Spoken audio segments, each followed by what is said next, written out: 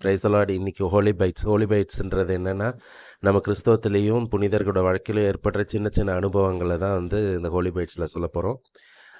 இன்றைக்கி நான் சொல்ல போகிறது வந்து நம்ம செய்கிற சிறிய சிறிய தவறுகள் எந்த அளவுக்கு பெரிய பாதிப்பை ஏற்படுத்துது அப்படின்றதுக்கான ஒரு எவிடன்ஸ். ஆக்சுவலாக இது 1624ஆம் ஆண்டு ஒரு ஒரு ஒரு நாட்டில் நடந்த ஒரு உண்மை சம்பவம். இது வந்து என்னென்னா, 2 ஃப்ரெண்ட்ஸ் வந்து ரொம்ப க்ளோஸ் ஃப்ரெண்ட்ஸாக இருக்காங்க. 2 பெண்கள். அவங்க வந்து ரொம்ப சின்ன குழந்தைங்க தான், 9 வயசு குழந்தைங்க.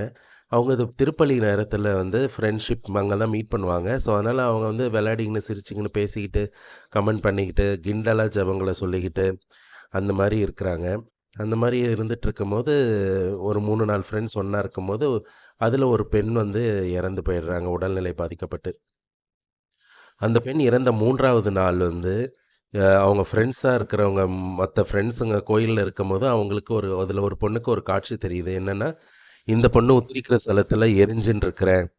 நான் செய்த அந்த சின்ன சின்ன பாவங்கள், பூச நேரத்தில் கிண்டல் பண்ணது, கேலி பண்ணது, ஜபங்களை வந்து தவறாக உச்சரித்தது, இந்த காரணங்களுக்காக நான் உத்திரிக்கிற ஸ்தலத்தில் இருக்கிறேன். அதனால் வந்து எனக்காக வேண்டிக்கோன்னு கேட்டிருக்காங்க. இதை பார்த்து அந்த பொண்ணு பூச முடிஞ்சதும் அழுதுகினே போய் சாமியார்கிட்டையும் அவங்க பேரண்ட்ஸ்கிட்டையும் சொல்லியிருக்காங்க. அவங்க பேரண்ட்ஸ் வந்து இதை வந்து சண்டே கிளாஸில் வந்து அனௌன்ஸ் பண்ணி அவங்களுக்காக ப்ரேயர் பண்ணி பிற்காலத்தில் அவங்க வந்து மோட்சத்துக்கு போனதாக வந்து ஒரு இன்சிடென்ட்ஸ் இது. இது இப்போ வந்து வைரலாக பரவின்னு இருக்கு நெட்டில், வாட்ஸ்அப்பில், எல்லாத்துலேயும்.